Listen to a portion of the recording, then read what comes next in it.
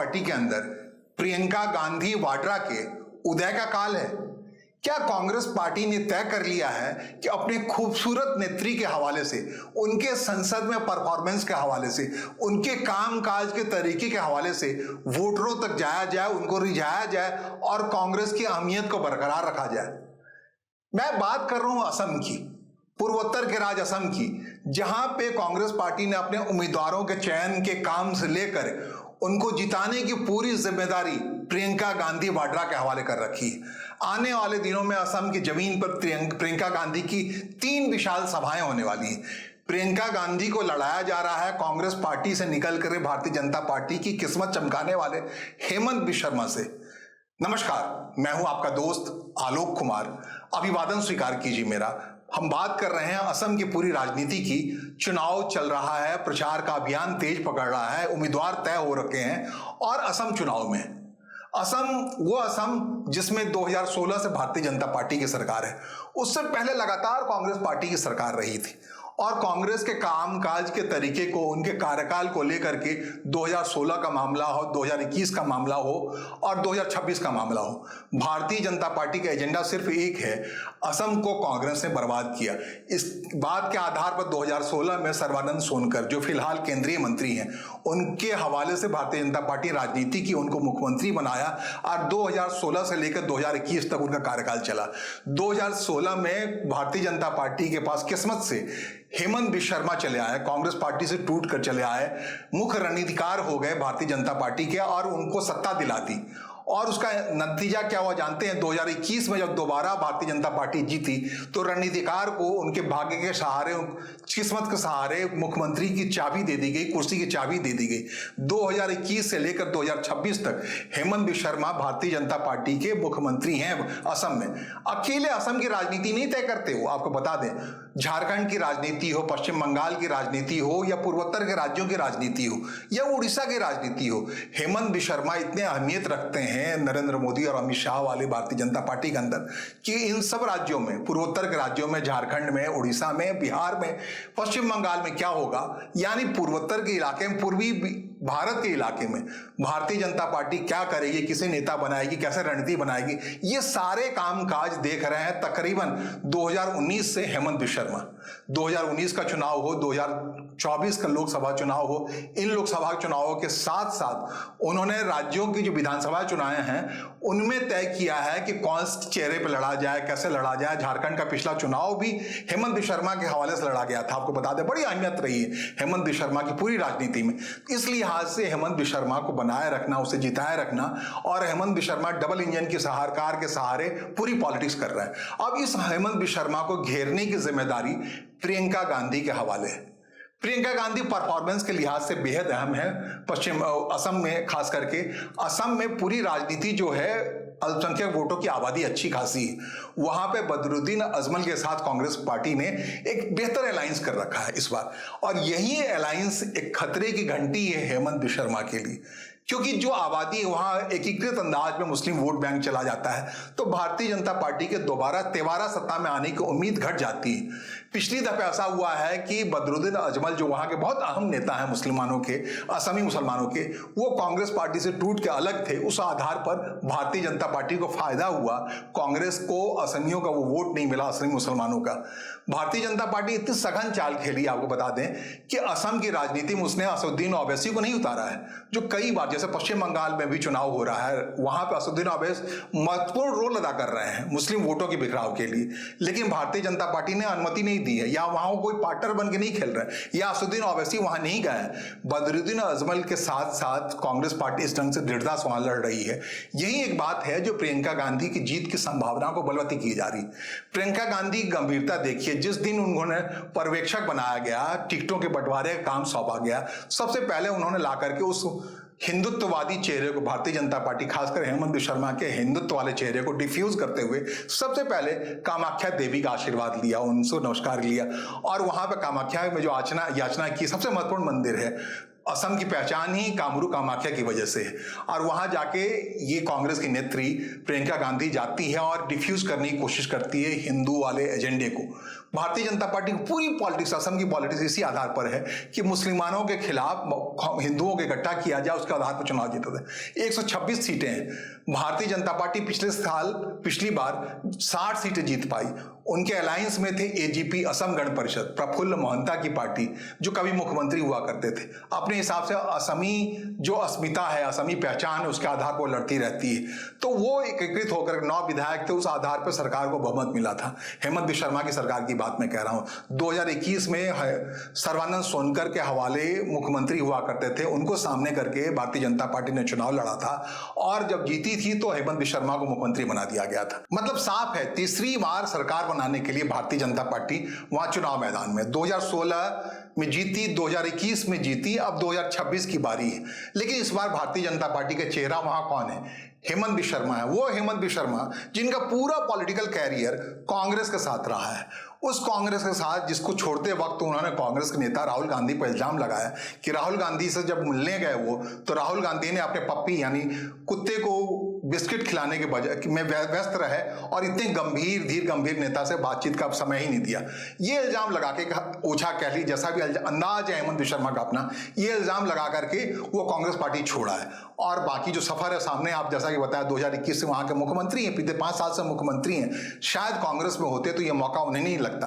क्यों नहीं लगता? इसके पीछे वजह है गौरव गोगोई, प्रतिभाशाली व्यक्ति हैं, लोकसभा के अंदर में उप नेता हैं कांग्रेस पार्टी के। राहुल गांधी विपक्ष के नेता है, प्रतिपक्ष के नेता हैं, और उनके नीचे गौरव गोगोई है। उनका भी संसदीय परफॉर्मेंस बड़ी शानदार है, लेकिन कहते हैं जमीनी पकड़ थोड़ी कमजोर है, क्योंकि उनके पिता वहां मुख्यमंत्री रहे थे और मुख्यमंत्री का आधार पर जो भी होता है, हेमंत बिश्व शर्मा या भारतीय जनता पार्टी का पूरा अंदाज कांग्रेस कार्यकाल में जो कुछ भी हुआ उसी को जिम्मा ठहराते हुए, असम के विकास में कमी बताते हुए पॉलिटिक्स कर रही है। लगातार 15 साल से लगभग ऐसी ही पॉलिटिक्स चल रही है वहां पर कि कांग्रेस ने ही असम को बर्बाद किया और भारतीय जनता पार्टी बीते 10 साल से वहां है, उस बर्बादी को सुधार रही है। अपने हिसाब से रोजगार का मामला हो, महिलाओं के खाते में पैसा डालने का मामला हो, अलग अलग मसले हो, डबल इंजन की सरकार के नाम पे हेमंत बिश्व शर्मा सर्वाइव कर रहे हैं। लेकिन हेमंत बिश्व शर्मा की जानते हैं सबसे बड़ी चुनौती क्या है? उनकी सबसे बड़ी चुनौती है कि भारतीय जनता पार्टी का जो मूल कैडर है, संघ का जो मूल कैडर है, वो कहीं ना कहीं असंतुष्ट पाता है। जो स्टाइल ऑफ पॉलिटिक्स है हेमंत बिश्व शर्मा का, पूरा कांग्रेसी स्टाइल ऑफ पॉलिटिक्स है, जिसमें कांग्रेस से बड़े लोग आखिरी वक्त में चले आए हैं, पद में बहुत सारे लोग सीनियर नेता चले आए हैं इस चुनाव में लड़ने के लिए। कांग्रेस पार्टी को कितना नुकसान होगा नहीं होगा, लेकिन कहते हैं कि आरएसएस के वर्कर हों या पुराने जो नेता रहे भारतीय जनता पार्टी, वो काफी असंतुष्ट महसूस कर रहे हैं। उनको सर्बानंद सोनोवाल ही अच्छे लगते थे, जो फिलहाल केंद्रीय मंत्री हैं। उनका विनम्र छवि, उनका शांत भाव, स्वभाव आरएसएस के ढांचे में फिट बैठता था। हेमंत बिश्व शर्मा का जो बाचालपन है, जो उग्रपन है, जो अंदाज है, वो स्टाइल ऑफ कांग्रेसी स्टाइल ऑफ पॉलिटिक्स है। यही कांग्रेसी style of politics Narendra Modi और अमित शाह को भाया, तो उन्होंने हेमंत बिश्व शर्मा को उभार करके, उकेर करके पूर्वोत्तर के राज्यों में भारतीय जनता पार्टी को पॉलिटिक्स को विस्तार दिया। उसी विस्तार का जो फलाफल है कि हेमंत बिश्व शर्मा पिछले 5 साल से वहां का मुख्यमंत्री है। लेकिन अंदर खाने जो बात कही जा रही है, कहा यह जा रहा है कि इस बार भारतीय जनता पार्टी अगर जीती तो दोबारा से सर्बानंद सोनोवाल के हवाले भारतीय जनता पार्टी मुख्यमंत्री कुर्सी कर देगी। अब इस मैसेज का क्या फर्क पड़ता है? क्या इसके जरिए संघ के सुस्त पड़े उन कार्यकर्ताओं को एक्टिव किया जाएगा जो वोट तब्दील करने में बड़ा इंपॉर्टेंट रोल अदा करते हैं? भारतीय जनता पार्टी को उन सुस्त पड़े नेताओं को एक्टिव किया जाएगा जो बूथ पे बेहतर काम करते हैं, या फिर उन सब को रुष्ट किया जाएगा जिनको भारतीय जनता पार्टी में नए कैडर के तौर पर हेमंत बिश्व शर्मा से अपने साथ जोड़ा है, खड़ा किया है? लंबा इतिहास है पॉलिटिक्स का वहां पर। आपको जैसा कि बताया, बदरुद्दीन अजमल वहां के बड़े इंपॉर्टेंट नेता हैं, असमी मुस्लिमों के नेता हैं। मुस्लिमों की आबादी के लिहाज से बड़ा गंभीर स्टेट है असम। मुसलमान अच्छी खासी तादाद में, वहां प्रतिशत के लिहाज से कई ऐसे सीट हैं जहां 64%, 65% मुस्लिम आबादी है। खास करके दक्षिण लोअर अपर असम जो है, जो बांग्लादेश की सीमा से लगता है, वहां डेमोग्राफी बिल्कुल बदल चुका है। उत्तरी असम, जो अपर असम जिसको कहते हैं, वहां हिंदू आबादी ठीक ठाक है, लेकिन नीचे के सीटों में अगर मुस्लिम वोटों का बिखराव नहीं होता है तो भारतीय जनता पार्टी के लिए 126 सदस्यीय विधानसभा के अंदर में हाफ पा लेना, 60 पा लेना, मतलब 60 के 65 की जरूरत है वहां पे, तब वो सरकार बना पाएगी। पिछली बार वो 60 सीट बड़ी दम लगा के जीत पाई थी, और अगर असम गण परिषद के 9 विधायक नहीं जीत के आते तो सरकार बनाना बड़ा मुश्किल था। अब इस बार ठीक वही चुनौती है, 124 सीटों और 126 सीटों के बीच में चुनाव लड़नी है। भारतीय जनता पार्टी के लिए कई सीटों पर लड़ने के लिए उम्मीदवार नहीं है, इतनी सघन आबादी है असम की, और उस हालात में हेमंत विश्व को तीसरी बार भारतीय जनता पार्टी को सत्ता सरकार में लाना है। और उनके मुकाबिल जानते हैं कौन है?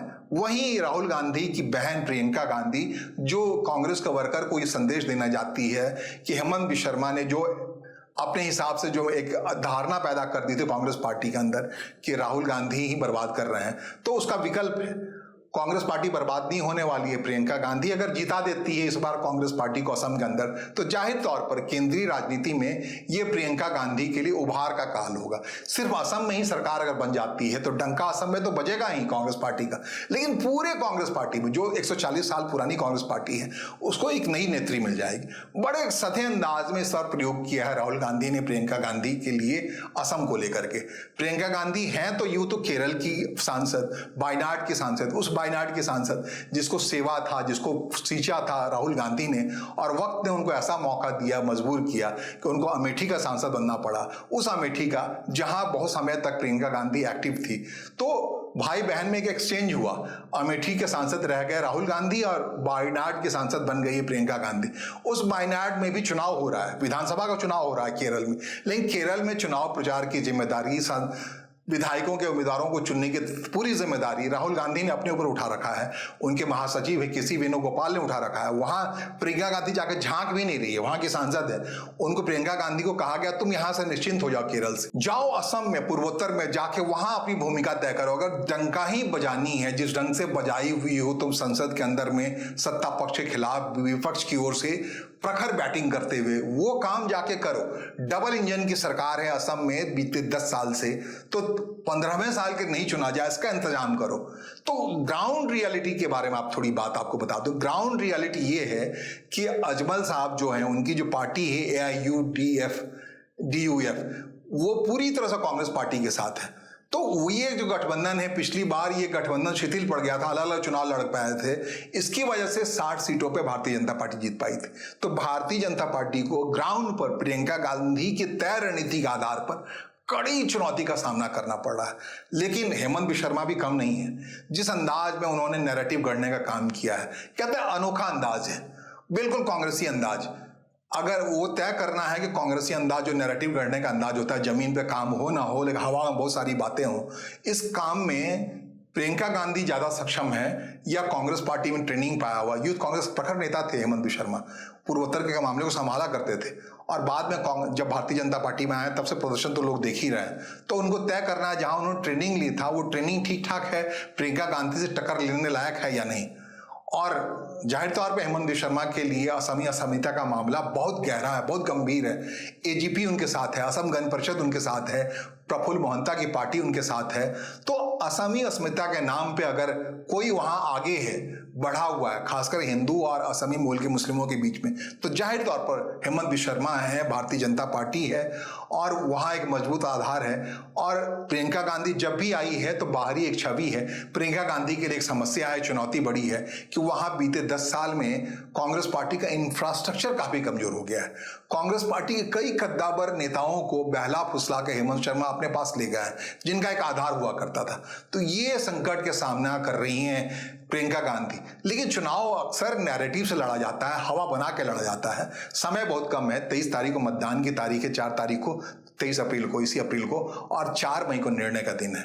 यही निर्णय के दिन में तय होता है कि क्या असम में प्रियंका की राजनीति का डंका बजने वाला है, या फिर हेमंत विश्व के प्रति लोग विश्वास जताते हैं, उसके उस आधार को, उस विश्वास को, जो विश्वास उनके प्रति प्रधानमंत्री नरेंद्र मोदी और अमित शाह ने कर रखा है, जिसके सहारे वो वहां काफी बड़ी तेजी, काफी प्रखरता से भारतीय जनता पार्टी को विस्तार दिला रहे हैं, उस विस्तार के काम को अक्षुण्ण तरीके से हेमंत विश्व जारी रख पाते हैं या नहीं रख पाते हैं।